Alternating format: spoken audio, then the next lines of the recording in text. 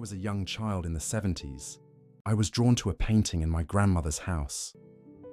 The painting was a cheap print of a well-known piece and was hung on the living room wall of her small terraced house.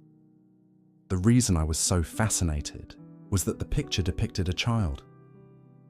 The boy was a similar age to me and for some reason looked sad and downcast, tears brimming from his troubled eyes. I was so attached to the painting, I even gave the sad child a name. A few years after, the painting went up on the wall. There was a devastating kitchen fire in the house. While the kitchen was destroyed, the rest of the house was undamaged. Despite this, the painting of the boy was removed and thrown into a skip, along with the contents of the kitchen. For years it puzzled me why my grandmother did this until I read a series of articles about a cursed painting. In the quaint living rooms of countless homes hung an image that would become the subject of fear and fascination. It's a painting that has been accused of bringing tragedy, of sparking flames, of holding a curse. This is the legend of the crying boy. What if a painting could carry misfortune? What if behind the innocent face of a child lay a curse that ignited fear across the world?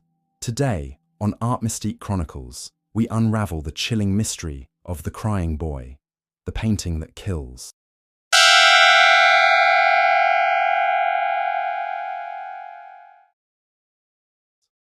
This personal story is just one of many that fueled the legend.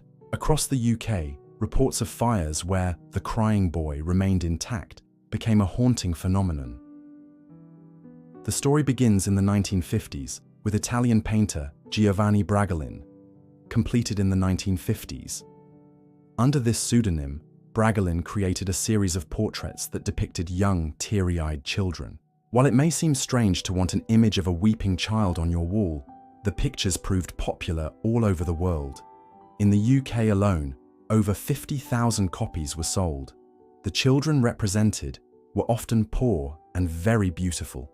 One boy's image particularly tugs on the heartstrings, his eyes a sad reflection of his soul. He became known as the crying boy. In total, Bragolin painted over 60 paintings, and up until the early 80s, prints and reprints of his images continued to be mass-produced. But as these prints found their way into homes, so did an ominous legend. In fact, many claimed it brought nothing but devastation, and the terrifying rumors began. In 1985, the most popular tabloid newspaper in the United Kingdom printed a story that caused panic and ended the popularity of Bragolin's work. The Sun published an article entitled, "Blazing Curse of the Crying Boy." The story described the terrible experience of May and Ron Hall after their Rotherham home was destroyed by fire. The cause of the fire, much like my grandmother's, was a chip pan that overheated and burst into flames. The fire spread rapidly and destroyed everything on the ground floor. Only one item remained intact, a print of the crying boy on their living room wall.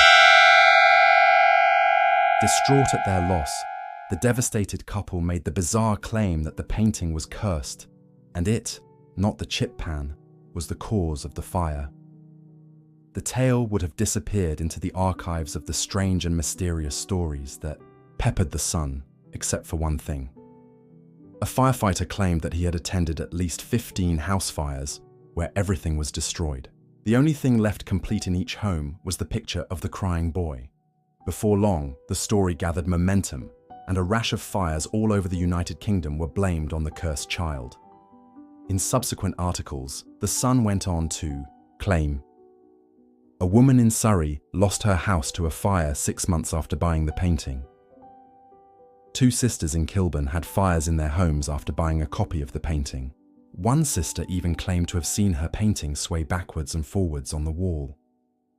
A concerned woman on the Isle of Wight attempted to burn her painting without success, and then went on to suffer a run of bad luck. A gentleman in Nottingham who possessed a print of the painting lost his home, and his family was injured. A pizza parlour in Norfolk was destroyed, including every painting on its walls except for the crying boy. When the Sun reported that even rational firefighters refused to have a copy of the crying boy in their homes, the reputation of the painting was damned forever. In all these cases, and many more that were reported, the painting of the crying boy remained unharmed. Eventually, if there was an image of a crying child by any artist in a house that went on fire, the painting was blamed. Some claimed that they experienced bad luck if they attempted to destroy or get rid of their paintings. Others were convinced that it was only a matter of time before disaster struck them.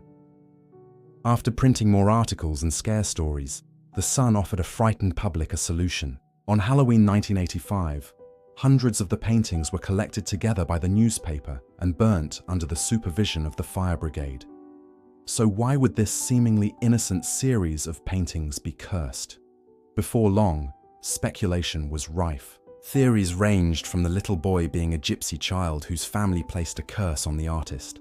Some claimed that the child had died in a fire and his spirit was trapped in the painting. The most enduring story claimed the crying boy accidentally set fire to the studio of the artist who had painted him. The child's parents had also been killed in a blaze. Wherever the little orphan went, fires mysteriously followed, earning him the nickname Diablo or Devil. The boy supposedly survived to early adulthood, but was tragically killed when his car crashed and burst into flames. From then onwards, it was his image that carried on his cursed fascination with fire. In a bid to debunk the stories that grew up around the painting of the crying boy, various experts offered their own theories. A frustrated fire brigade pointed out that in all cases where there had been fires, there was a rational explanation. The fires, in almost all cases, could be traced back to human carelessness or electrical faults. What they couldn't explain was the evidence that the paintings often remained intact when everything around them was destroyed.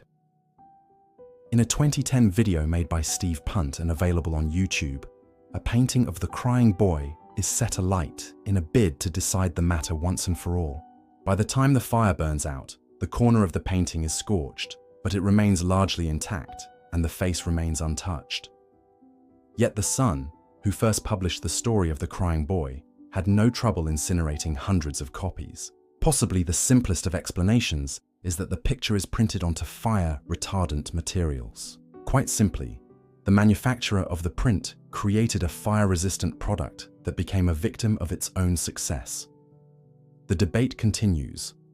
There are still people who are in possession of this piece, and it's kinda like some still experience strange events in their lives. My grandmother was not a superstitious woman. Indeed, she went on to have another much worse fire some years later when her refrigerator overheated. Was she right then to throw away her painting of my little friend because of unsubstantiated rumors? I think so. While there is probably a very rational explanation for the phenomenon of the crying boy painting, where curses are concerned, I believe it is better to be safe than sorry. Or is it? You decide. While many believe the curse was nothing more than a myth fueled by sensational journalism, the legend of the crying boy continues to haunt the curious. A tale where art, tragedy, and superstition intertwine. If you dare to uncover more mysteries of the art world, subscribe to Art Mystique Chronicles, because some stories refuse to burn away.